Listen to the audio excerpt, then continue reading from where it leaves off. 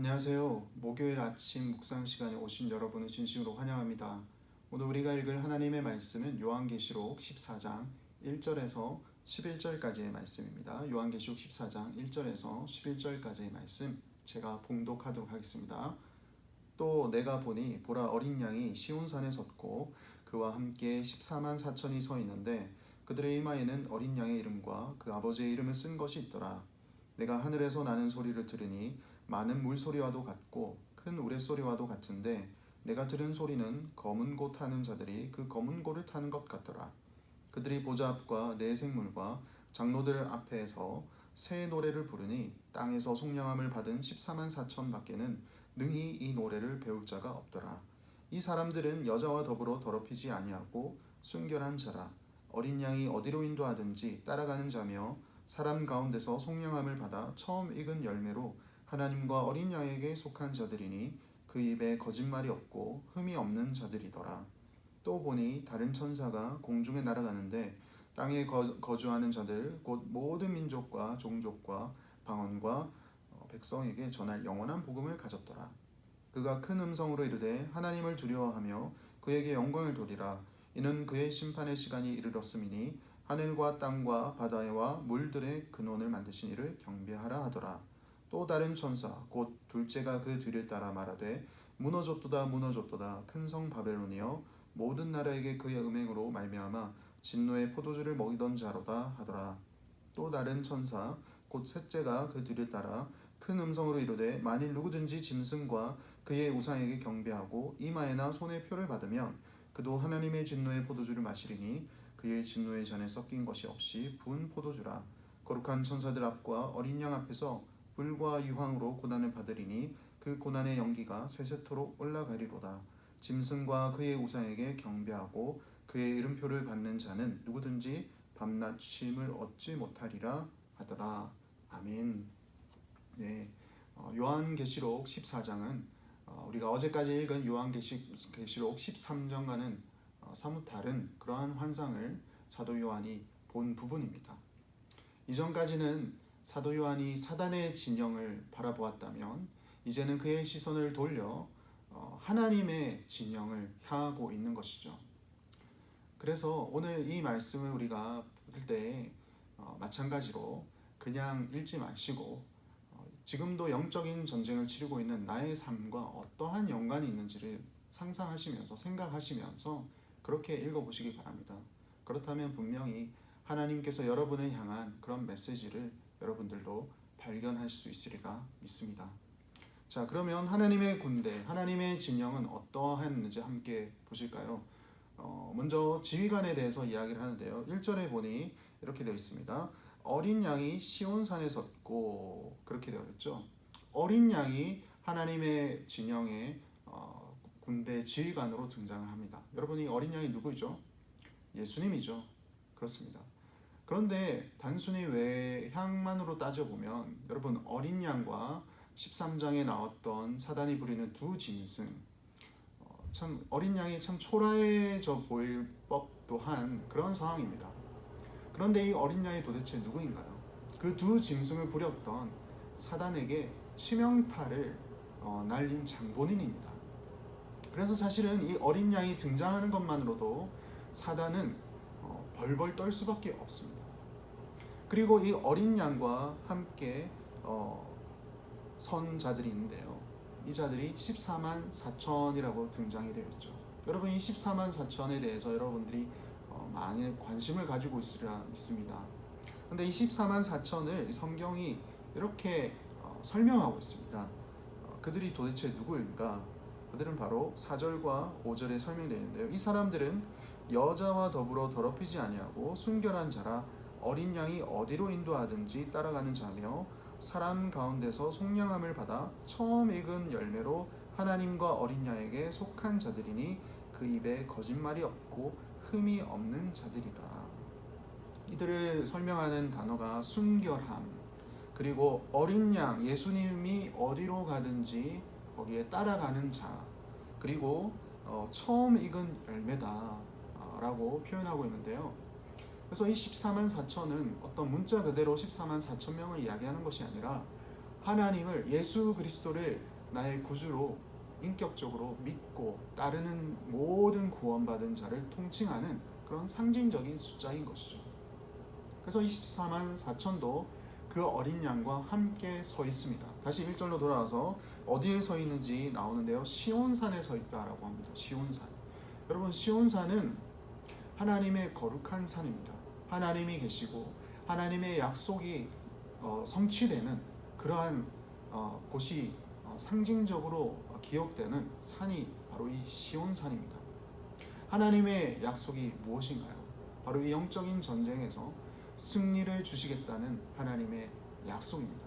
다시 말해서 지휘관이신 어린 양과 함께 그 어린 양을 따르는 14만 4천은 하나님의 전투에서 승리를 하겠다는 그 약속이 담겨있는 그 시온산에 함께 서 있다라고 합니다. 벌써 시작부터가 잽이 안 되는 거죠. 소위 말해서.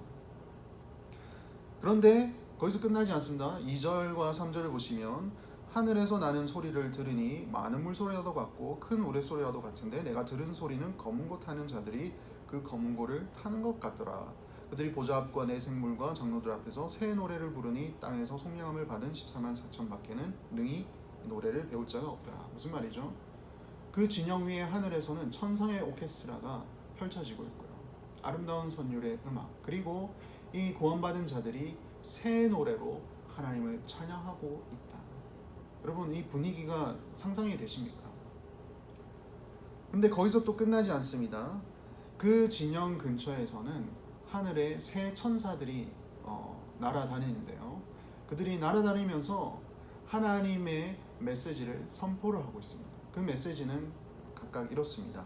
6절, 7절을 보시면 첫 번째 천사가 등장하는데 다른 천사가 공중에 날아가는데 땅에 거주하는 자들 곧 모든 민족과 종족과 방언과 백성에게 전할 영원한 복음을 가졌더라. 복음을 가진 천사가 이렇게 이야기합니다. 그 큰 음성으로 이르되 하나님을 두려워하며 그에게 영광을 돌리라. 이는 그의 심판의 시간이 이르렀음이니 하늘과 땅과 바다와 물들의 근원을 만드신 이를 경배하라 하더라. 선포의 내용이 뭐냐면 첫 번째는 하나님을 두려워하고 하나님만을 경배하라라는 내용입니다. 이것은 13장에 나왔던 두 짐승들이 사단을 경배하도록 만든 그것과 상반되는 내용이죠. 오직 경배의 대상은, 오직 두려워할 대상은 하나님이다. 그렇게 선포하고 있습니다. 그 다음에 두 번째 선포의 내용이 나오는데요. 두 번째 천사가 나오죠. 8절 말씀입니다. 또 다른 천사 곧 둘째가 그 뒤를 따라 말하되 무너졌도다 무너졌도다 큰 성 바벨론이여 모든 나라에게 그의 음행으로 말미암아 진노의 포도주를 먹이던 자로다 하더라. 두 번째 선포의 내용은 바로 이 전쟁의 적국인 이 사단의 진영이 무너졌다라는 이야기입니다. 큰 성 바벨론은 사단의 진영을 상징하는 언어인 거죠. 그래서 이미 싸우기 더 전에 이 전쟁에서는 누가 이겼는지 판가름이 났다라고 그렇게 선포를 하고 있는 내용입니다. 그 다음 세 번째 선포의 내용은 아직까지 사단의 진영에 남아있는 자들을 향한 경고의 메시지라고도 할 수 있는데요. 9절과 10절과 11절의 말씀입니다. 또 다른 천사 곧 셋째가 그 뒤를 따라 큰 음성으로 이르되 만일 누구든지 짐승과 그의 우상에게 경배하고 이마에나 손에 표를 받으면 그도 하나님의 진노의 포도주를 마시리니 그 진노의 잔에 섞인 것이 없이 부은 포도주라. 거룩한 천사들 앞과 어린 양 앞에서 불과 유황으로 고난을 받으리니 그 고난의 연기가 세세토록 올라가리로다. 짐승과 그의 우상에게 경배하고 그의 이름표를 받는 자는 누구든지 밤낮 쉼을 얻지 못하리라 하더라. 지금 사단의 진영에서 두 번째 짐승이 부렸던 그 짐승의 수 666 가짜였죠. 그것을 아직까지 손에 쥐고 또 이마에 쥐고 있는 자들을 향해서 경고의 메시지를 날립니다. 너희들은 거기서 속히 떠나라. 그렇지 아니하면 하나님의 진노의 심판이 너희들에게도 임하리라. 아주 무서운 경고의 메시지를 표하고 있습니다. 그와 반면에 하나님과 예수님과 함께 선 이 14만 4천 명의 이마에는 다른 표식이 서 있는데요. 다시 1절로 돌아가 보시면 이렇게 되어 있습니다. 그들의 이마에는 어린 양의 이름과 그 아버지의 이름을 쓴 것이라. 사단의 진영에서 쥐고 있었던 그 표시가 가짜였다면 하나님의 진영에서 같이 서 있는 자들의 이마의 표시는 진짜입니다. 어린 양의 이름, 예수 그리스도의 이름, 그리고 아버지의 이름, 하나님 아버지의 이름이 담겨 있는 것이죠. 저는 이 묘사된 하나님의 진영이 묘사된 이 말씀을 보면서 저는 성경의 또 다른 이야기가 하나 떠올랐습니다. 열왕기하에 보시면 때는 이스라엘과 아람이라는 나라가 전쟁을 치르고 있을 텐데요. 이 아람 왕이 꾀를 내어서 이스라엘 진영이 이동하는 경로를 파악해서 군데군데 매복을 섭니다. 그래서 공격을 하려고 하죠. 근데 그럴 때마다 하나님의 사람인 엘리사가 이스라엘 왕에게 귀뜸을 해줍니다. 이곳에 아람 왕이 진을 쳤으니 피하십시오. 그래서 교묘하게 이스라엘 왕이 그 매복된 곳을 피해서 그 위기에서 벗어나죠. 아람 왕이 그 사실을 알고는 화가 납니다. 그래서 자신의 군대를 보내서 이 엘리사가 있는 도단이라는 성에 보내죠. 그 성을 에워쌉니다. 아침에 엘리사의 사환이 일찍 일어나서 바깥 상황을 보니 기겁하는 것이죠. 지금 군대가 에워싸고 자신들을 죽이려고 지금 쳐들어오고 있는 상황입니다.